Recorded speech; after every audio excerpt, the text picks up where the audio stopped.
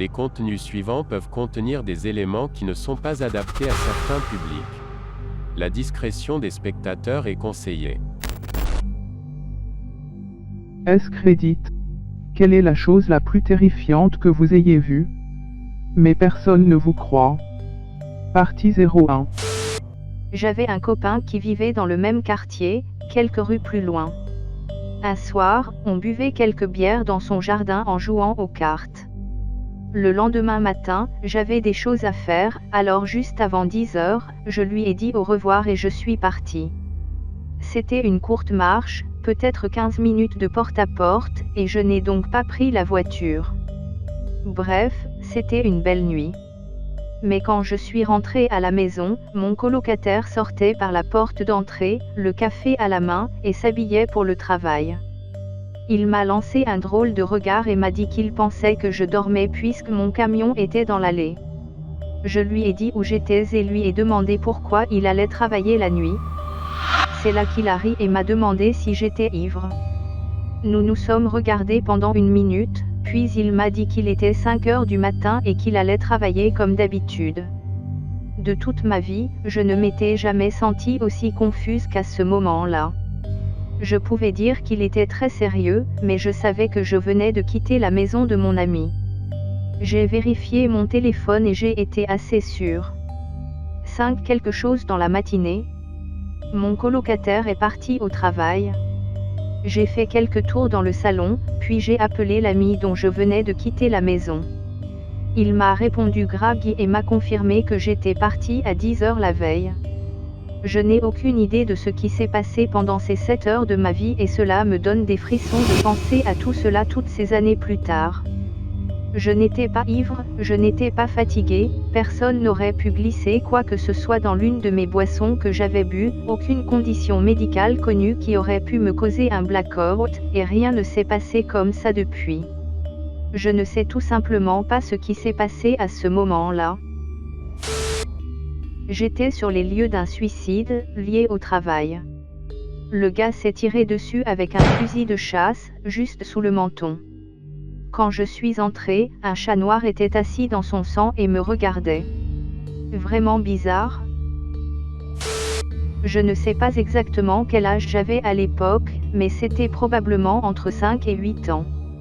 J'étais dans le lit de ma babysitter à l'époque dans son camping. Il était 3 heures du matin, je m'étais réveillée parce que je devais aller aux toilettes. Quand je me suis réveillée, j'ai regardé dans le couloir pour voir ma babysitter appuyée contre le mur comme le font les stéréotypes des McCalls dans les films. J'ai eu un contact visuel avec elle et j'ai senti mon corps se refroidir parce qu'elle dormait encore profondément à côté de moi dans le lit. Je suis allée sous les couvertures pour essayer de me cacher et quand je me suis retournée, elle était partie. Je ne voulais pas paraître fou, alors je n'en ai jamais parlé à personne. Je suis restée dans son lit à regarder des publi-reportages jusqu'à 6 heures du matin, quand elle s'est réveillée. Je n'ai même jamais pensé à dormir à nouveau. J'ai honnêtement oublié à quel point cela m'a affecté jusqu'à ce que je commence à écrire ceci. Ça m'a vraiment fait flipper. Des bruits de pas et de coups dans mon grenier. Pendant environ 2 mois, presque toutes les nuits, j'ai entendu dans mon grenier, les marches sont à environ 1,50 m de ma chambre, des petits tapements sous des pas. Puis le bruit s'est progressivement intensifié au point qu'on aurait dit qu'un pied appuyait sur le bois. Je l'ai dit à mon père et il m'a dit que c'était probablement un animal qui était monté là-haut ou quelque chose comme ça. Le fait est que ma sœur l'a entendu aussi, car sa chambre était dans le même couloir que la mienne. Mon père avait peut-être raison, car il avait complètement disparu au bout de 2 ou 3 mois et maintenant, à 2 heures du matin, je ne l'entends pas. Et je jure devant Dieu que si je l'entends après avoir posté ça, je vais me pisser dessus. Mon cœur sautait un battement quand cela se produisait. Je suis tellement soulagée que tout ce qui était là-haut est parti maintenant, sinon j'aurais eu l'impression de devenir fou. Je pense que votre commentaire me fait le plus flipper dans tout le fil juste parce que les greniers me donnent une terreur absolue, sans parler d'un grenier avec quelqu'un qui ne devrait pas y être. Toute ma peur provient du film American Garage, où cette fille Yoko sans mâchoire vit dans le grenier et assassine cette fille. J'emmerde de ce bruit. Quelque chose comme ça nous est arrivé à moi et à ma sœur aussi. Nous avons tous les deux dormi à l'étage dans des chambres séparées, aux extrémités opposées d'un court couloir. Il n'y avait que nos 2 chambres au dernier étage. J'entendais souvent taper sur un clavier et barre oblique ou faire des pas doux en descendant le couloir vers les escaliers au milieu de la nuit. Le son était si naturel et clair que je ne l'ai jamais remis en question. C'était à l'époque où MSN était populaire et je me suis dit que ma sœur était debout après avoir bavardé à l'heure du coucher ou qu'elle devait utiliser la salle de bain, qui se trouvait en bas. Cela a duré pendant toute mon enfance, sans que je n'y pense. J'ai quitté la maison de mes parents il y a environ 10 ans maintenant et il y a quelques années, ma sœur et moi discutions. Elle m'a dit que je la gardais éveillée grâce à mes claquements de clavier constants et à mes sorties aux toilettes le soir. Il s'est avéré que nous avions entendu les mêmes bruits la nuit en grandissant et nous avons supposé que c'était l'autre qui les faisait. Nous ressentions tous les deux la même chose à propos de ces bruits, presque nostalgiques et certainement pas menacés. Dans la même pièce de mon ancienne maison, j'ai vu un visage convulsé flotter devant ma fenêtre, mon frère l'a vu aussi. J'ai vu le même visage à plusieurs reprises et il faisait des choses comme sourire et flotter de plus en plus loin de la vitre. Quelques années plus tard, notre plus jeune frère s'est plaint qu'il ne voulait plus jouer avec le garçon dans sa chambre car il mettait trop de sang sur ses jouets. C'était la même chambre. C'est vraiment la merde ici. Assez de défilements. C'est bon, juste qu'il ne faut pas regarder derrière vous lorsque vous montez les escaliers et si votre chambre devient soudainement froide, c'est une bonne idée de se mettre complètement sous les couvertures, ne vous inquiétez pas de mettre le chauffage en marche la nuit. Je suis athée et je n'ai jamais cru au paranormal, mais chaque fois que je monte à l'étage la nuit, je ressens un énorme besoin de regarder derrière moi parce que je me sens en danger. C'est bizarre. Pour entrer dans ma chambre, il faut aussi passer par un long couloir, même sentiment. Je me suis réveillée à cause de quelque chose, on aurait dit une porte qui se ferme. Au début, j'ai cru que c'était un rêve parce que je pouvais l'entendre dans le rêve au moment où je me réveillais, un peu comme quand quelqu'un vous appelle en rêve. Mais ensuite, j'ai regardé mon chat, ses cheveux étaient complètement dressés et il fixait la porte de ma chambre. C'est à ce moment-là que j'ai eu vraiment peur, je sais que les animaux peuvent capter cette merde et j'ai pensé qu'ils pouvaient savoir que quelque chose n'allait pas. Mon chat ne fait pas ce genre de choses à moins qu'un chien ne soit dans la pièce. Alors j'ai regardé la porte et la seule façon de la décrire, c'est qu'elle semblait se balancer, lentement, comme si elle respirait, comme si quelqu'un se tenait de l'autre côté pour essayer d'entendre si j'étais éveillée. Ce balancement était accompagné d'une ombre. Astérisque, je ne veux pas dire une ombre surnaturelle, mais elle ressemblait à l'ombre d'une personne derrière la porte. J'étais paralysée par la peur. Je suis restée allongée là pendant 5 minutes, nue, à regarder cette porte au loin. J'ai pensé crier et essayer de l'effrayer, mais j'étais terrifiée à l'idée que quelqu'un puisse répondre. J'ai légitimement pensé que c'était le moment où je devrais me défendre ou être tuée. Je n'ai pas d'arme à feu, mais au bout d'une dizaine de minutes, j'ai eu le courage de vérifier chaque pièce de la maison.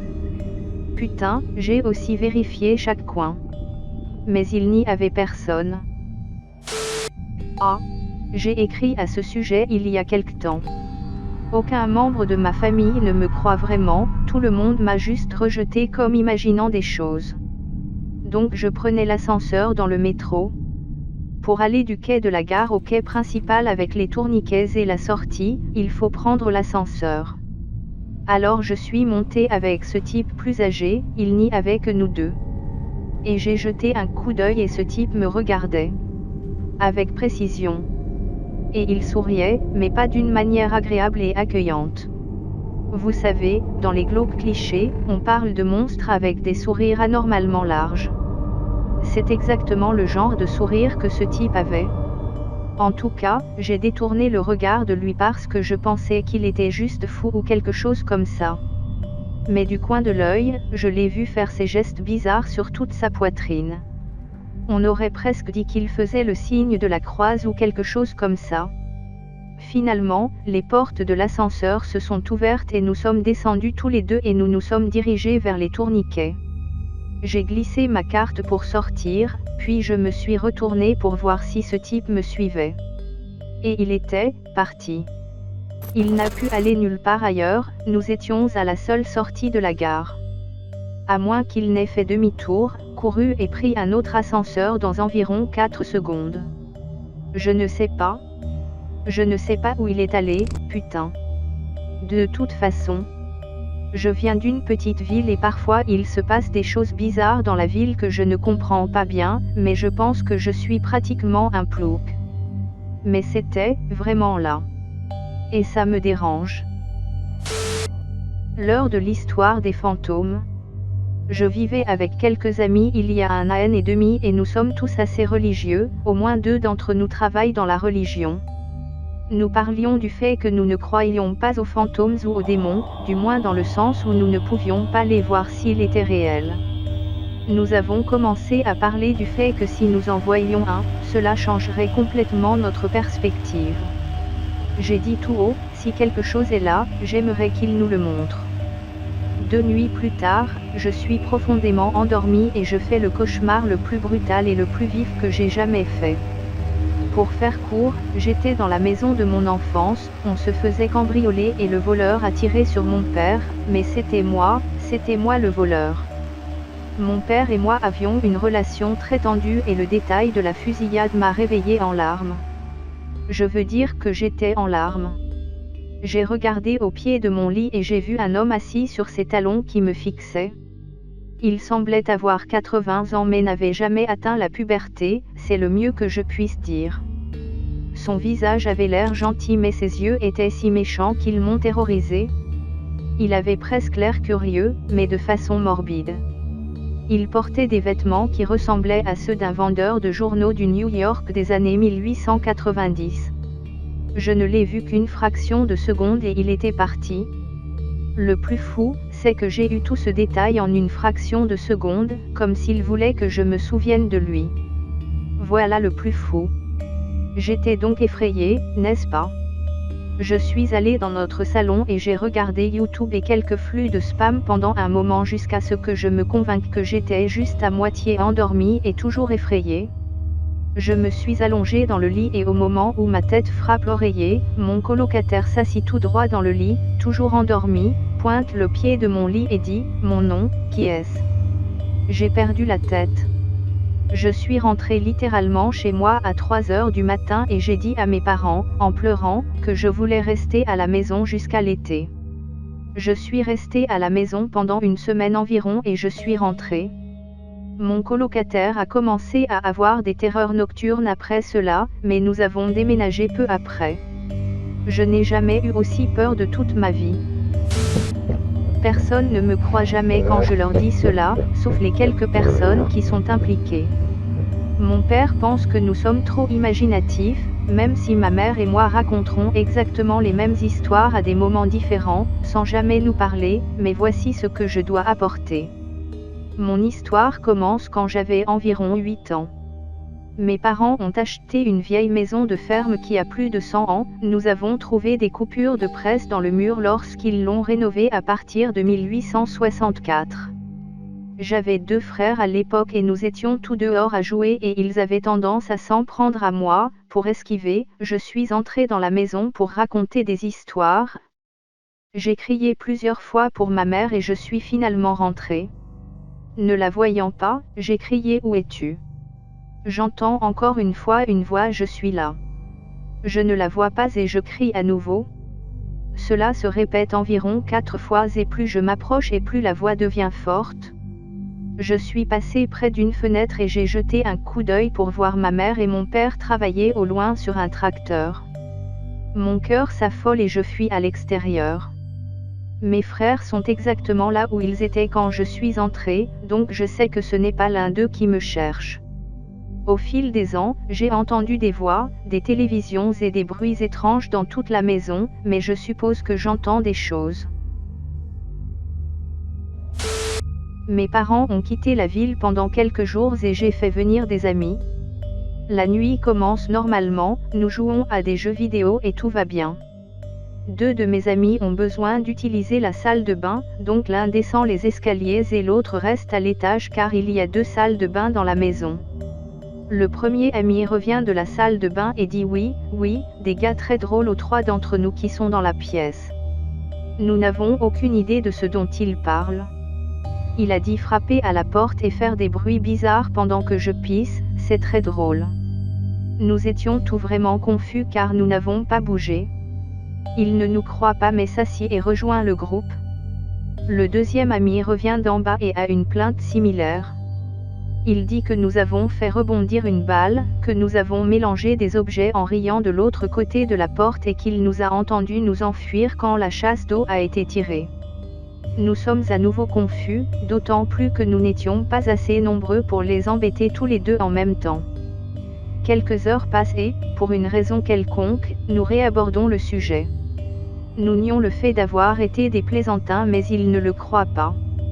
Cela finit par se transformer en blagues et en fantômes que nous avons dérangés lorsque la maison a été rénovée. J'avais environ 13 ans lorsque nous avons commencé les travaux.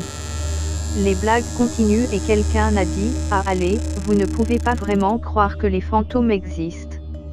Tout le monde répond « Ah, ils n'existent probablement pas ». De l'autre côté de la pièce, il y a une porte de placard et, comme nous l'avons dit, cette porte s'ouvre si violemment que la porte claque et se retourne. Nous mettons immédiatement fin à cette conversation, allumons toutes les lumières de la maison et personne n'ose toucher à cette porte. Le lendemain, je voulais m'assurer que quelque chose ne soit pas tombé, mais en ouvrant la porte, il n'y a rien près de la porte et rien d'assez gros qui aurait même pu tomber pour faire claquer cette porte. Je suis toujours effrayé à ce jour en voyant ce placard.